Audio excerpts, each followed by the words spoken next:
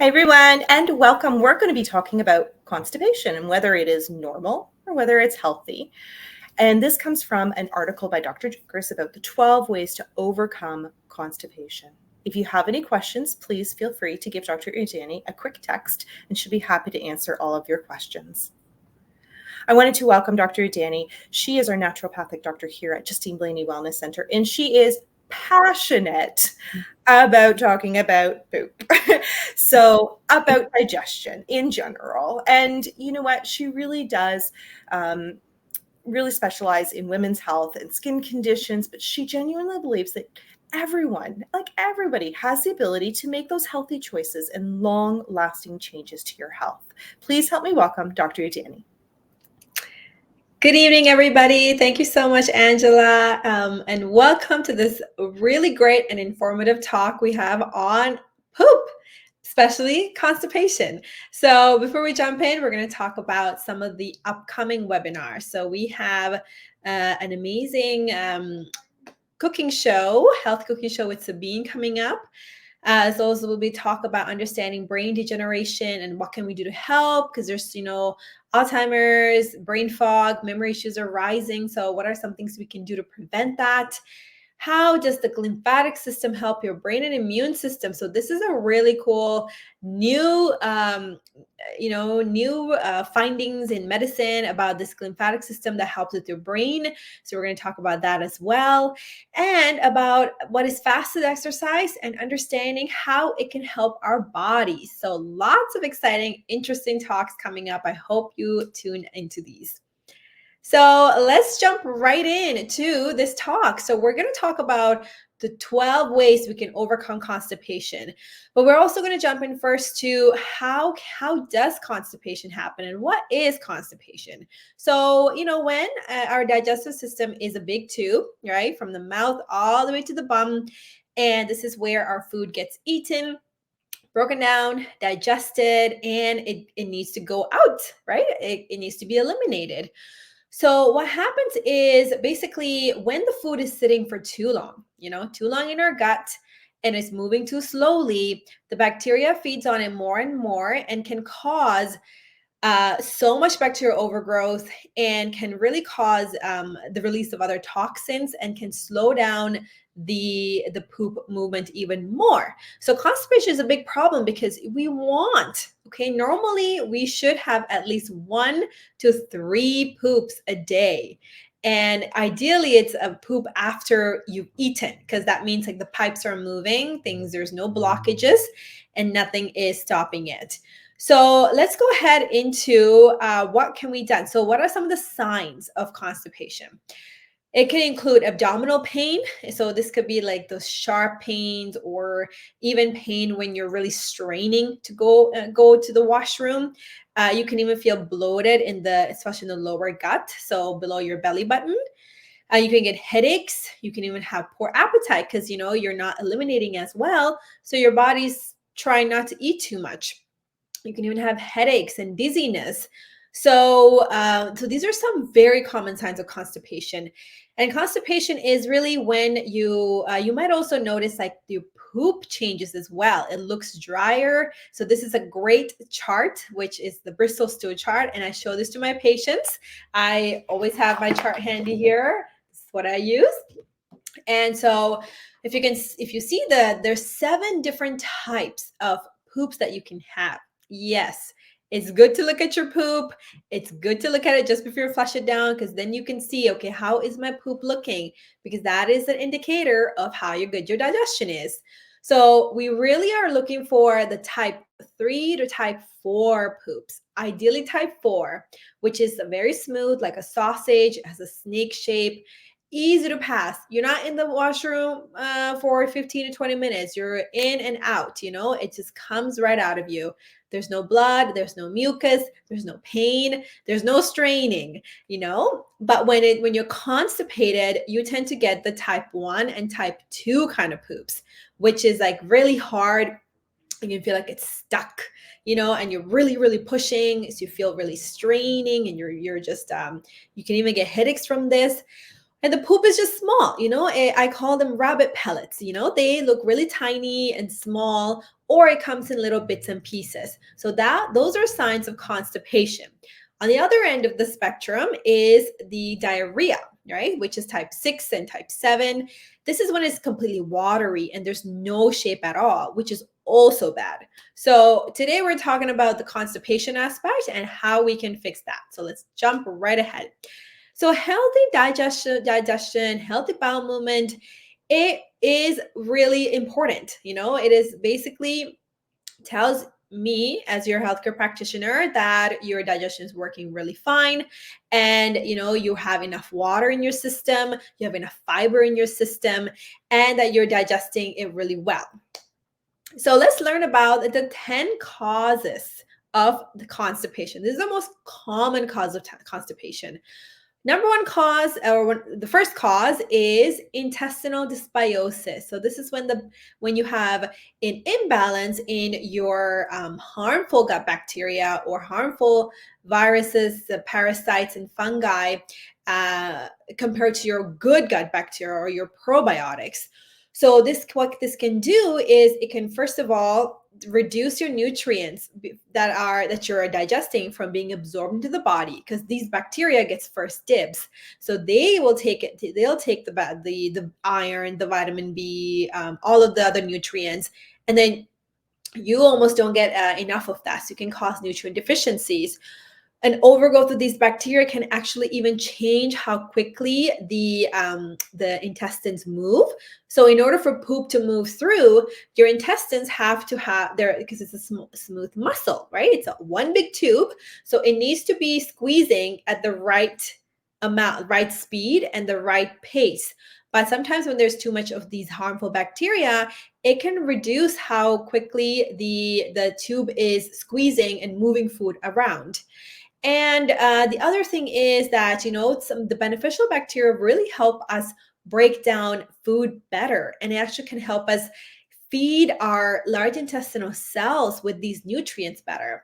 So if you have these harmful bacteria, we're not getting those nutrients into our colon and your colon cells. So you can have lots of inflammation, and constipation can result from that too. Number two is not having enough fiber. So this is a huge thing because, these days we need to have a lot more fiber than what we're having.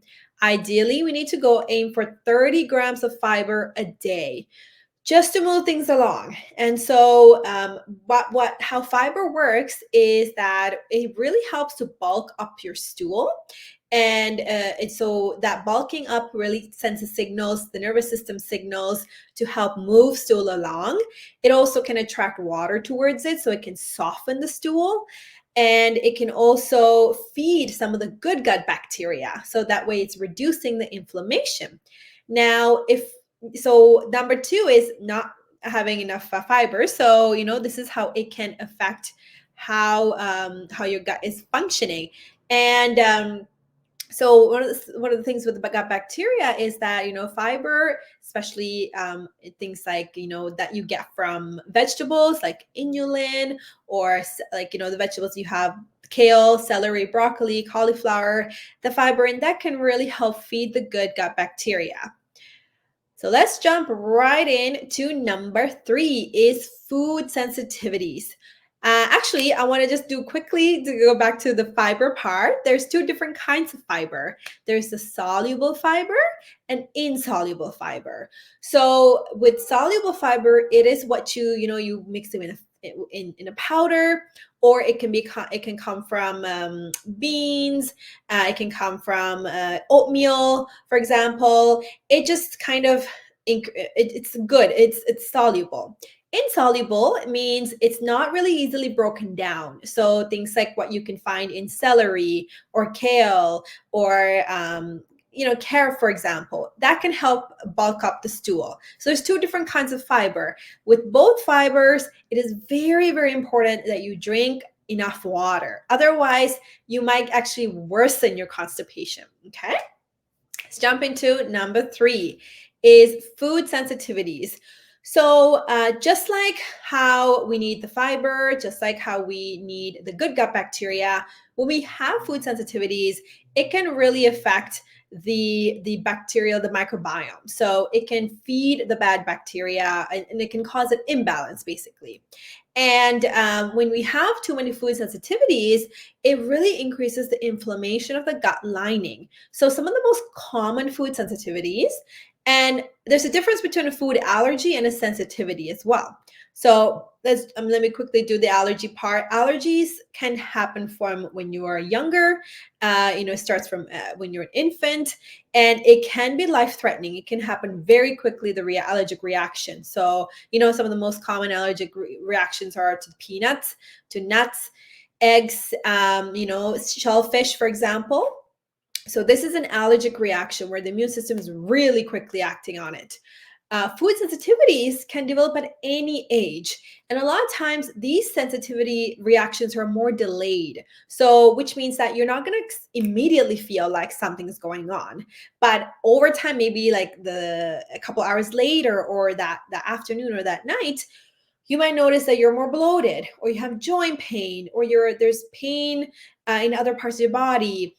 Even your skin can act up as well with these food sensitivities. And food sensitivities can develop at any age. And some of the most common ones right now is gluten. There's gluten sensitivity, dairy sensitivity, corn, eggs, and sugar as well. So too much sugar can definitely cause inflammation. So this is where, as a naturopath, I can order testing, food sensitivity testing, for example, to check to see how you are doing, if you have any too much of a reaction to certain foods, because if there is, then we can really help eliminate some of that from your diet to help heal the gut lining. Okay, let's jump into number 4, which is SIBO. So what is SIBO? So SIBO stands for small intestinal bacterial overgrowth. So this is where there's an overgrowth of bacteria in your small intestine. So your small intestine is where most of your food is digested and it is absorbed. So all the nutrients are absorbed through the small intestine. And typically it should not have too much bacteria, because the large intestine is connected to the small intestine, and the bacteria tends to live in the large intestine. But what can happen is sometimes the bacteria from the large intestine can travel into the small intestine and can cause a lot of gas, a lot of bloating, a lot of inflammation. And this can also really impair how the tube is moving the poop along. And so one of the reasons that SIBO can cause constipation is you can have an overgrowth of certain bacteria that releases gases. We're going to talk a little bit about this later and down the presentation, called methanogens, which can really increase constipation in patients. So let's jump in to number 5. Number 5 is having a good night's sleep. So making sure that you are having a good night's sleep, because sleep is the foundation of most of the health, really. It's really important for your psychological, for your physiological, and really emotional health as well. So when you're not sleeping enough, and really, ideally, you need to sleep about 7 to 8 hours per night. And this is like that good quality sleep, not the sleep where you're tossing and turning and you're looking at the clock, or you're hearing sounds and noises and you're just like, oh, you're not getting to that deep sleep. We need that 7 to 8 hours of sleep per night to really reset our nervous system as well. So, like I mentioned, with proper sleep, you want, that's where your sympathetic system, which is your rest and digest system, is more active. So that's where you're digesting food, you're extracting food, and you're really moving things along. And this is why a lot of people, after a good night's sleep or in the morning, they have a good bowel movement. It's because all that food's been digested and now it's ready to be eliminated. Number 6 is stress. So this is a big cause of constipation, and really a big cause of a lot of other conditions as well. So sometimes, we might not realize that there's a big connection with stress and in our digestive system. But imagine you're stressed. I'm sure there's moments where you feel the butterflies in your stomach, or you feel like you need to rush to the washroom because you have like loose stools and loose poops. And so the way stress can affect digestion is that when you're stressed, you don't produce enough stomach acid and stomach juices to help digest the food. So that can lead to bloating, that can lead to, increase in inflammation downstream, and can also lead to increase in bacterial overgrowth. So chance of SIBO being produced. And, when you're stressed, you also can affect your sleep as well. You don't necessarily sleep that well when you're stressed, right? And also when you're stressed, your body is in that fight or flight mode. It doesn't have time for rest and digest. So your digestive system just slows down overall, and it can slow down your the gut motility, or the how your poop is moving as well, and can of course increase inflammation because of this, because there's poop, there's bacteria, there's undigested food just being stuck. Number 7 is dehydration. So I love water. I tell my patients to drink more like water every single day, and you need half your body weight in ounces. Okay. So if you weigh 120 pounds, you need 60 ounces of water per day just to get by, because water is so important with constipation. It helps soften the stools, and it really helps to flush out excess metabolites and minerals, excess unnecessary medications, toxins out of your body through your digestive system and your kidneys. It also really helps to maintain electrolyte balance. So, how your sodium, magnesium, potassium, the minerals are there. And also, when you're having the insoluble fiber, for example, we need the water to make it much easier to pass through. And it also helps with lubricating your insides. So that way, you just feel much better, and you're not straining as much when you are removing this colon, removing the water and your waste out of your body.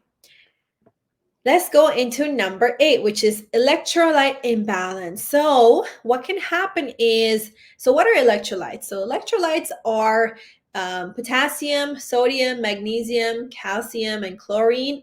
So these are very important for everyday cellular functioning. And what can happen is, if there's an imbalance, you can have a change in your heartbeat. You can have anxiety, increase in anxiety, especially with low magnesium.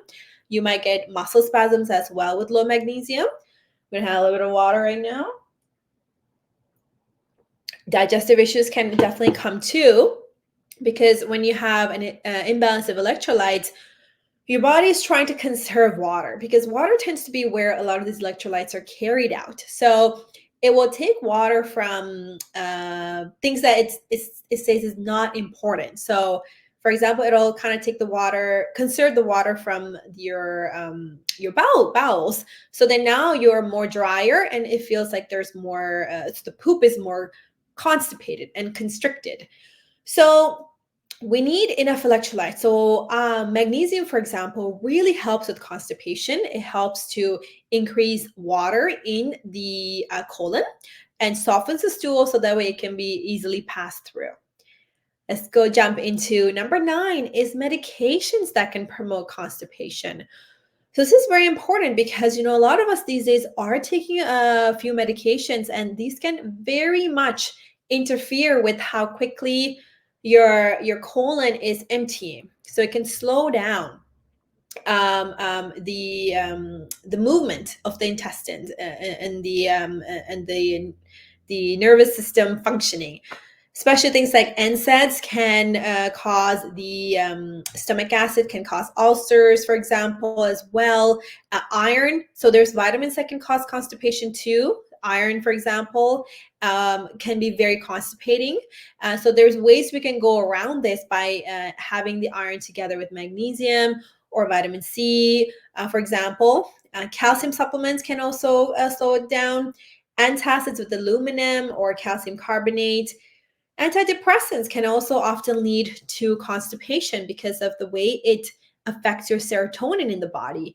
So, serotonin is produced in the gut over 90%. And so, these medications can really affect constipation as well. Diuretics. So, diuretics make you lose water. So, this is like water pills that you take for blood pressure. If you lose water, you're also taking away the electrolytes with it. So, then it can cause constipation.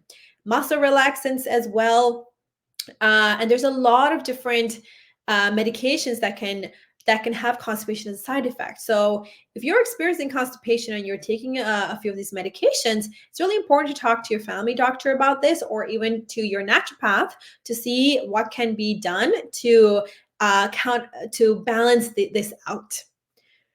Okay, and number 10 is chronic conditions. Having my water, as always, you should always have water.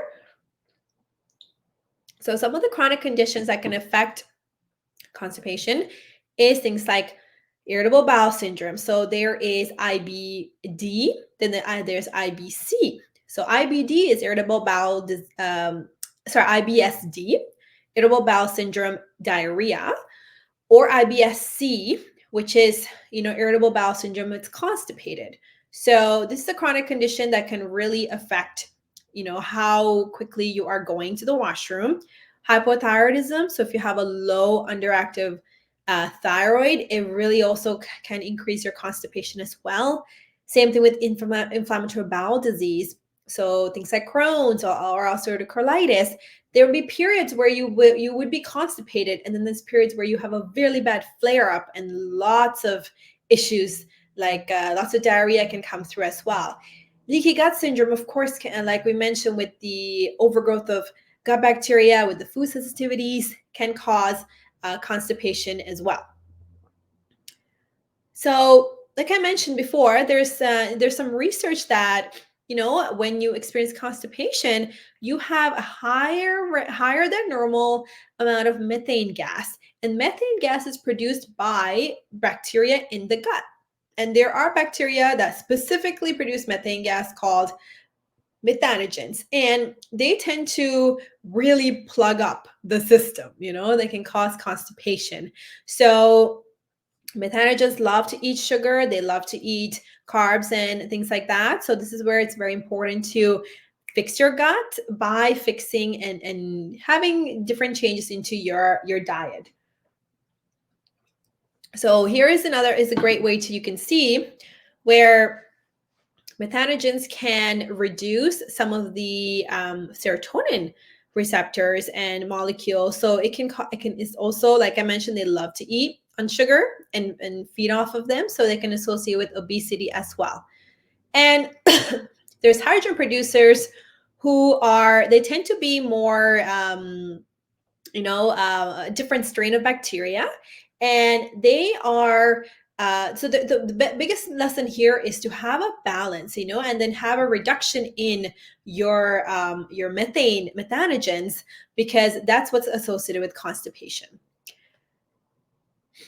So how do laxatives work for constipation? So, I'm sure, so when you're constipated, one of the first things you want to do is go for that over-the-counter laxative, right? Because it's just feels like it's easy to do. It's like the simple thing to do. And, then there's different kinds of laxatives as well. So a lot of times, when you when you have constipation, you go to see a family doctor, they just say, okay, let's take a laxative and, see what happens. But that's not really fixing the root cause. And the root cause are some of the causes that we just talked about. And this is where, as a naturopath, I really like to dive deep to see what could be the root causes of constipation and how can we fix this without you having to take a laxative for the rest of your life. So some of the laxatives is, we have the one, they can stimulate the muscles to contract. So that way they contract and push the poop out. You can even have bulking agents. So the things like Metamucil, the fiber, it bulks up the stool and it basically stretches it so that it can move out. There's some that work like they lubricate the inside. So this is like Restoralax, for example, that, I believe it is Restoralax. that can coat the lining, so it can just help you smoothly have a bowel movement. Or sometimes there's osmotic or hyperosmotic products. So these draw water towards the intestine. So like saline or an enema. Sometimes, worst case scenario, you need an enema to really increase that fluid in the colon to have a bowel movement.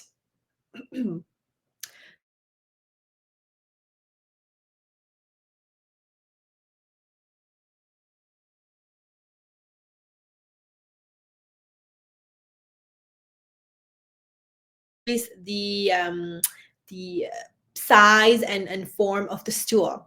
But the side effect is that it can cause gas and bloating, sometimes abdominal cramping and constipation if you're not taking it with water. And it's the other one is the osmotic one, which is the stuff that will draw water towards it. So magnesium can act as an osmotic one. So milk of magnesia, for example, and they don't bulk your stool, they just add more water. So this is why it's very important, like I said before, to make sure you drink enough water, because that way, the more water you have in the system, it helps to soften the stool. Some side effects with these laxatives as well is you can get bloating, nausea, dehydration, and increased thirst. Stimulants like the Dulcolax and Senocot, so senna leaf, basically irritate the colon muscle to push the poop out of you. But over time, what can happen is this can be your colon stops working and stops responding as well to these stimulant laxatives. So, which is like not, we don't want that at all, right? Because we want your colon to be responsive. And so, but some of the things is these are some of the dangers of laxatives, because laxative abuse can be very tempting, especially if you're trying to lose weight quickly. But really, when you use laxatives, what you're losing is that water and the electrolytes, and really important minerals that are in the electrolytes as well. So let's talk a little bit about the dangers of the laxatives. So overuse can cause weight loss, but that's just that water weight. But they can result in weight gain when you stop using them. You can struggle. Your gut can struggle between constipation and diarrhea, so it gets confused about how to have a proper bowel movement. You can develop the IBS. You can even have reduction in your digestive enzymes, so like the digestive juices that because of too much laxative use, the body's just not being able to produce enough of it. There's dehydration. You can, of course, because of that, you can even faint, be dizzy, cardiovascular system problems, because your heart needs those electrolytes.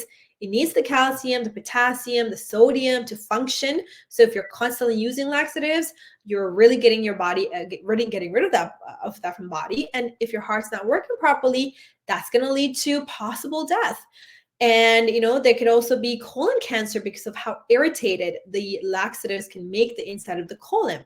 So laxatives are definitely not something that you want to be using long term. If you're using laxatives long term, that is not good, because that means there's a deeper problem that's not being addressed. And this is just fixing the symptoms. So this is why it's really important that we really want to keep an eye on if you are using too much laxatives, or if you are feeling like you're constipated without needing to use a laxative, because we want to go really, really deep into how can we fix this.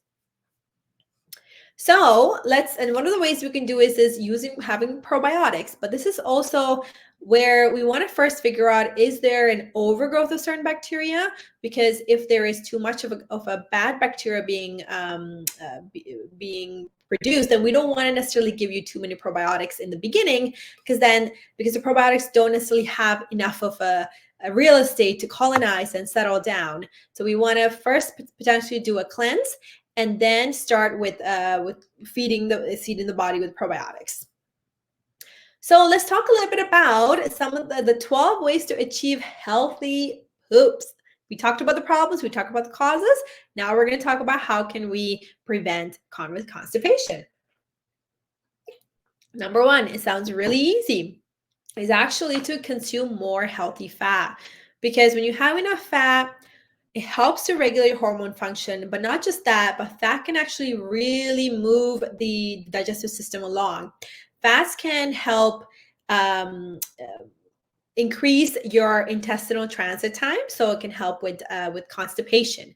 You want to always go for the good fat, though. You want to go for the butter, grass-fed butter, ghee, coconut milk, coconut oil, avocado oil, olive oil. Amazing. These are anti-inflammatory fats.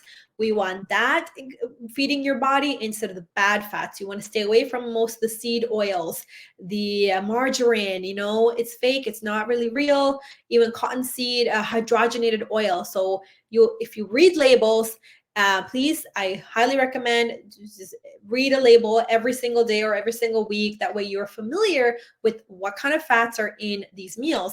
A lot of the takeouts, a lot of McDonald's, Burger Kings, they do not use the good fats when they're cooking.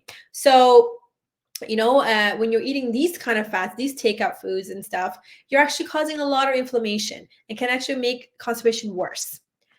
Number 2 is have more salt. So having more salt, once again, will help fix your electrolyte imbalance. And it can also help with your blood pressure as well. And you also want to go for salt that is not just that regular table salt.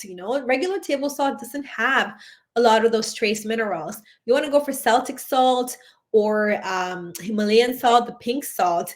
And when you have enough salt in your body, water follows where salt is. So water helps to, once again, moisten and soften the stool and can help with even with the nerve firing of the colon to push poop out. Number 3, so if you're eating salt, you got to make sure that you are drinking your water. You really want to make sure you're drinking water, especially if you're drinking a lot of coffee, a lot of tea during the day. Like I mentioned, you want to drink minimum half of your body weight in ounces. Then this is more if you're in the summertime or if you're working out. You want to have even more water because it really, really helps to soften the stool. And not just that, but to really detox the body from the inside as well. Number 4 is improving your stomach acid. So stomach acid is kind of the guardian of the digestive system, because the first place where your food kind of comes into contact, in the stomach. And, we need enough stomach acid to digest the food, to break it down into small enough pieces so that it can be absorbed. And when you have chronic constipation, a lot of times that could mean that your everything upstream isn't working as well. And, it can lead to stomach acid as being an issue too. So some things to improve your stomach acid are, you can use ginger, you can use warming herbs. You can even use a little bit of apple cider vinegar.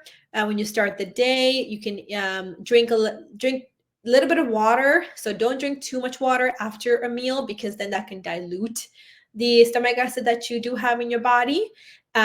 You can increase fermented veggies in your diet. So this is like sauerkraut, a little bit of kimchi, kefir to increase the digestive juices.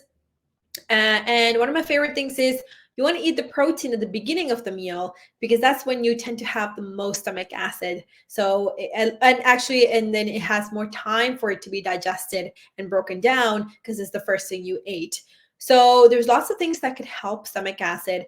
And even if you have, heartburn symptoms can actually be a result of low stomach acid, as well as high stomach acid. So this is where it's important to figure out what is what and what's going on, what's the root cause of your problem, by having a thorough intake.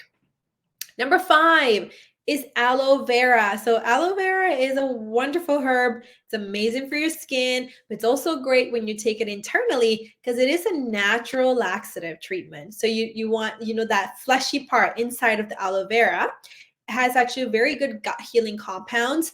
It's really high in minerals, and it's very soothing as well. And it has that the fleshy part can stimulate bowel movements. So it's quite a great herb.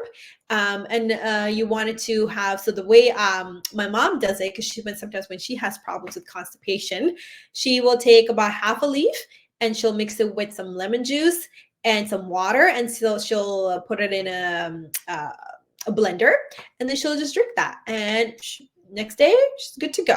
So it's a very good good thing to have in your cupboard. Number 6 is fermented foods and drinks. So this is, once again, this goes back to us wanting to feed our good gut bacteria. Helping good gut bacteria will help them break down food faster and can also help them soothe any irritation in the gut lining and the colon. So that way it can improve constipation. So you can increase this by, yes, of course, having probiotics, but also by eating fermented foods. So fermented foods that they really improve your digestion, things like sauerkraut, kimchi, kefir, and things that have been fermented. Miso is another great one as well. So you want to add a few of these things into your diet. Number 7 is eating seeds. So eating seeds like chia seeds and flax seeds, pumpkin as well. There's a great way of adding fiber into your diet. I don't know if you've done this before, but if you put a little bit of flaxseed in water and you wait about 10 minutes, you'll notice that it becomes like a gel. It's like a flax gel, or we call it a flax egg. And if you take that in with water, it can actually really help to promote bowel movement in your gut. And because it's so high in fiber, same thing with chia seeds. If you wait a bit, it becomes like a gel, like a pudding texture. So it can be really helpful. And a lot of these foods, these seeds, you can add them to your soups. You can add them to your, my mom adds them to her tea. She puts some chia seeds in her tea, or you can mix it with your water as you're drinking it.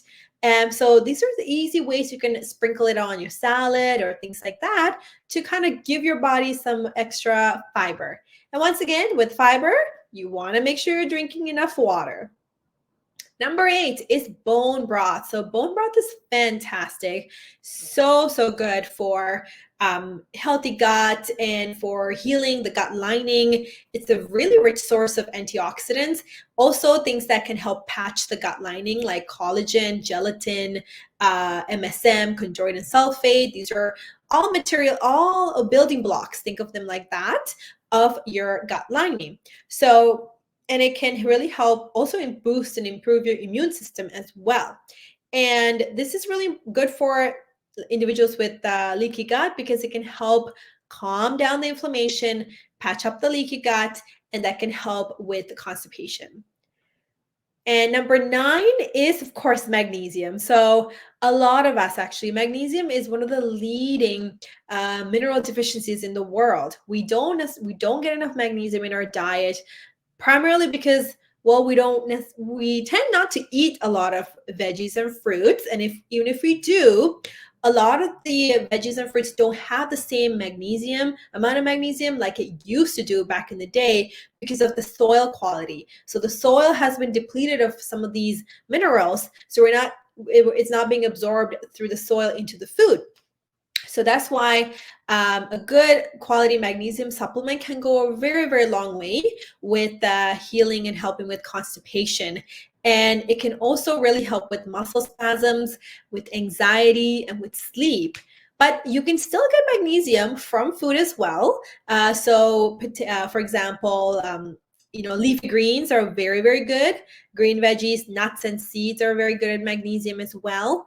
And if you have a sweet tooth, that means you actually could be prone to magnesium deficiency, because it does take quite a bit of magnesium to metabolize and break down sugar. So that's why, if a patient comes with me saying they have a high sweet tooth, they are more than likely low in magnesium. So that's why magnesium is a very important mineral to have in your cupboard. Number 10 is, of course, exercise. We want to get, when we're moving, and I'm sure you've experienced this, when you go for a nice long walk, you feel like you need to go to the washroom, because that movement, the muscles working together have helped with your digestive system. And exercise really helps to calm down stress. So when your stress is lower, your body has time to rest and digest, and that can move things along. And of course, movement can really help with your mood as well, with your happiness, and can improve your lymphatic drainage, which is really good, especially if you have some of these chronic issues like IBS and IBD. Number 11 is trying an elimination diet. So especially let's see if you have food sensitivities, and this is a very good way to figure out if some of these foods are causing the constipation. So what you can do is, you first you want to avoid the most common irritants, so like the ones we mentioned, which is gluten, sugar, dairy, corn, and eggs. So if we eliminate these and you start to feel better, in about 2 weeks, you would start to reintroduce them one by one. And if you're feeling like your constipation starts to get worse when you reintroduce something, then that could be the trigger. So some of the known contributors are, of course, gluten, dairy, in processed foods, like I mentioned, but sometimes it could be foods even in like sugar alcohol, so xylitol, mannitol, erythritol. These are considered sugar alcohol, so sugar-free sweeteners that could potentially cause constipation as well. So an elimination diet is a really great way to try to check for yourself to see, okay, could food be one of my triggers for constipation. And last but not least is, how do we have a proper bowel movement if we don't know how to have a proper bowel movement?